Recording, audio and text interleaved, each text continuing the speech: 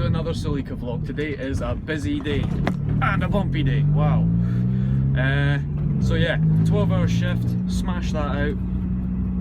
And then a meeting at Fife Council in Glenrothes to see if I'm going to get my taxi licence or not. Move over, man, I need both speed bumps. Think of us low people. So I'm just cruising to work right now. I had a bit of a disaster because I forgot a jumper, and in there you really need a jumper underneath your uniform because otherwise you're gonna freeze to death. So yeah, I had to run back and get a jumper, and now I'm on my way to work again. So right now I'm just cruising through one of the nearby towns with about 1,000 million speed bumps in it. What can you do, eh? I understand I'm just one big blur again on the camera, but I don't really want to mount the DSLR on the camera while I sit in the works car park because there's no CCTV, and there's been a fair bit of theft happening while I started there. Even after being told in the interview, no, everyone is good people, blah blah blah. First day, heard about somebody getting their phone stolen, another person, car keys went missing, another person, a jumper went missing, which we later found. But just wow.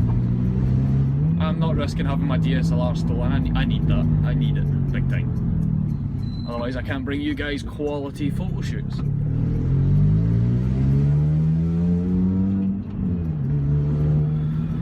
So same old today. Didn't get very much sleep, I feel tired, blah blah blah. Probably gonna get stuck on the carrot line. Great. All I'm looking forward to is this meeting tonight, because it'll tell me how long I need to stay there. Because if I get the taxi licence, all I have to do is go and sit a test, pass plus, but I might be getting out of that as well. And then once I sit the test, I can get my taxi licence and I can be out of the veggie plant within the next 3 weeks, 4 weeks. If not, I'll be leaving in August if I get the apprenticeships with Fife Council. If not, I'm going to be stuck there for the rest of my life. Let's hope that doesn't happen, folks, because I've only been there about a month now and I hate it already, and I'm spending the next 30-40 years there? Nah, I'd rather not, to be honest. How's it going, folks? That's the trip over now. I'm sitting outside work. I'm going to have something to eat, something to drink and something to smoke. Tobacco, by the way, just before, I'm just going to clear that one up. I've been parked in here for literally 3 minutes and I've had so many people walking past and pointing out bits of the car. Oh, it's this slow and look how wide. What? I mean, I've been parking here for about a month now, so people should be getting used to seeing the car, I suppose. I mean, it's only a 14-year-old Toyota.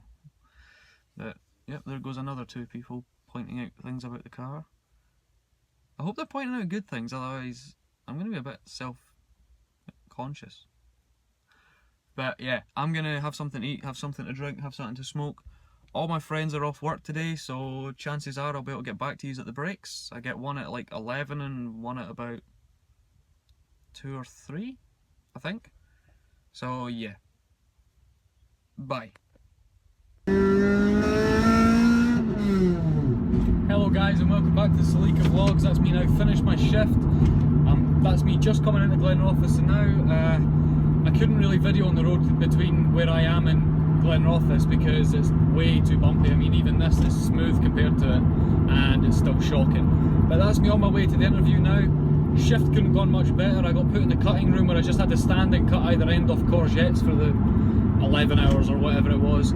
Couldn't have gone much better than that. My back's a little bit sore from constantly leaning over the table, but other than that, I couldn't have gone much better really. That was brilliant.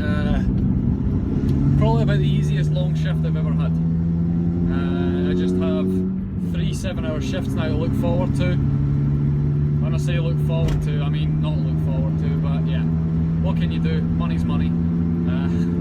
So I'm on my way to this interview now. Hopefully get a positive result. Hopefully get registered for all the tests. And who knows, I could well be looking at a new job within the next couple of weeks. I just need to set all the tests, providing they register me for them. But I'm going to go in for the interview. I'm about 5 minutes away from where I need to be, the venue. So I will get back to you after. I'm going to give the missus a quick phone call, see how she's been all day. Well, providing I have enough time when I actually arrive at the place, because I don't know what traffic's going to be like in the town centre, so yeah. take it as it comes, I suppose. But I'm sore. I am really sore. So yeah, I'm gonna get back to you guys after. I'm coming up to kind of some busy junctions now, so I will talk to you guys once I've finished my interview. What's happening, guys? That's me done with the meeting now. I was just that tired that I forgot to vlog on the way home. Plus the roads were a little bumpy. It was too hot. I had the windows and the sunroof open, so too much wind noise, and I forgot. So I'm sorry. That's me home now. The meeting was more of a seminar. Like, it was basically just a presentation about road safety. I mean, while it does put into perspective about statistics and blah de blah de blah, and it sits there and tells us that 17 to 25-year-olds are accountable for the majority of crashes within Fife and whatever county you live in, because it seems the number's the same wherever you go. This is a point I used to hit on when I used to argue with my driving instructor. While they are involved, it doesn't mean they cause them. It doesn't mean they're to blame. And the police and whoever drives safe and think in the local counties would promote road safety, they never say who's responsible for those crashes. It just says that there are a lot of young drivers are involved in a lot of crashes, and everyone automatically assumes that they caused them. Causing and being involved is two different things. You could be sitting in your car in a car park without the key even in the ignition, and if somebody reverses into you and you're a young driver, you're involved in a crash, you're now another part of that statistic, which everyone frowns upon. And yet you never caused it, somebody else reversed into you, your car was sitting in a car parking space, you know what I mean? So while it does put a couple of things into perspective, and it shows you the gory adverts and blah blah blah, the ones where the guy's lungs get punctured by his own rib cage. Really? I did an 11-hour shift for that? Like, seriously? I mean, if I wanted to see that kind of creepy shit, I could just go on YouTube and watch it, because I'm sure somebody would have posted it up, because YouTube's a pretty big place, as we've already seen. But I'm registered for all the tests and blah blah blah. I just need to phone up the boss of the company I'm looking to work for, and we'll begin the next phase. Fingers crossed that I will be in a new job by the end of the month. That's kind of what I'm hoping for. But I have to find a driving instructor to take me on these special tests. And as it's summer, there are a lot of young people, like I did like 3 years ago, taking lessons throughout the summer while they're off school and everything like that. So they'll be doing other warm-up lessons right now, ready for the summer, where they're just going to blast out every single lesson and get passed before they go back to school, so they've got something to show their friends. So me trying to get a spot is kind of a lottery at the moment. I'm going to be phoning around a few, but given the fact that it is like 9 o'clock now, I don't think many are going to answer. Tomorrow I don't start work till 2 and I finish at 9:30, so if I get up early there, I've got a few spots. Who knows, maybe even the boss for the company I'm planning on working for might have an instructor he would rather I go with. But I'm registered for all the tests. Spoke to a policeman, turns out he knows a lot of my family. Not for bad reasons though, they own lots of companies and stuff like that, so he knows them from there because the companies are quite long standing throughout Fife, and he's a long standing officer, he's 25 years experience. The girl who booked the seminar, Gillian from Fife Council, she did an absolute brilliant job. She really hit home on a couple of points. It's fair enough to her. It just annoys me, the fact that I am still a young driver, and while it's difficult enough for me to get a taxi license, it's also the fact that they hit you with this 40% of crashes involve a 17 to 25-year-old. Fair play, but like I've already said before, it doesn't necessarily mean they crashed them. They caused the crashes.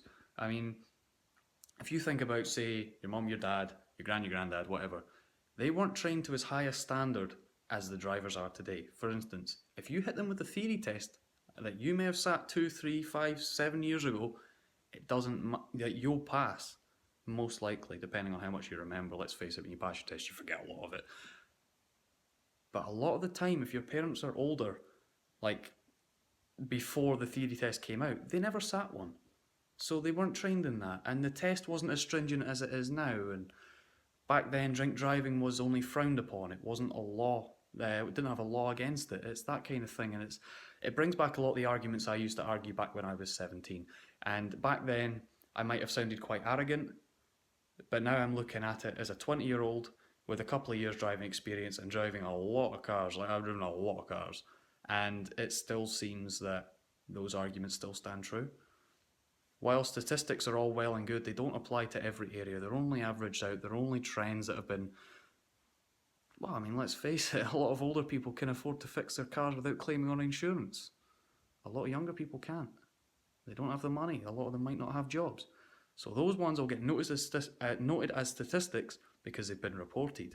A lot of people that are older will know somebody with a tow truck and they'll have the money to fix a car, or if it's just a runaround, if they can afford to have just a runaround as well as whatever else they drive, they can just scrap the car and it doesn't get reported. You know what I mean? It definitely brings back a lot of arguments I used to argue like 3 years ago. But it did also put a lot of things into perspective, seeing how bad some of the crashes are. One thing I did learn is if you're ever going to land up losing control, try and miss the tree and aim for the brick wall. Trees have been around a lot longer than the brick wall, so yeah, that's kind of common sense, I suppose. I mean, I saw Vectra B that was absolutely knackered.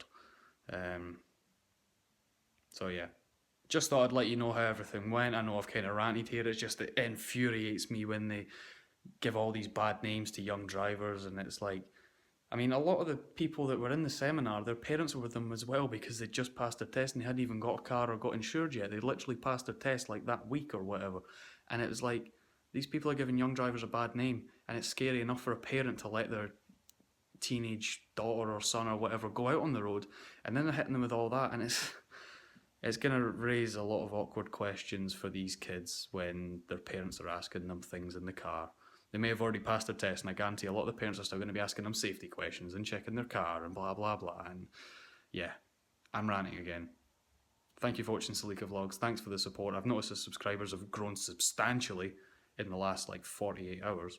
I've also noticed the views have gone up a fair bit as well, so I suppose that's good. That's well, of course that's good. More people are seeing my videos, more people are finding me, and I'm here to be found. So yeah, thank you for everything. Thank you for the support. More videos are obviously going to come in the future. I've got work tomorrow, so I'll definitely be vlogging on my way there and moaning about how tired I am. So you've got that to look forward to. So see you later, folks. I'm going to get this uploaded because I am tired. I'm going to be asleep in the next 45 minutes to an hour, I have a feeling. So, bye.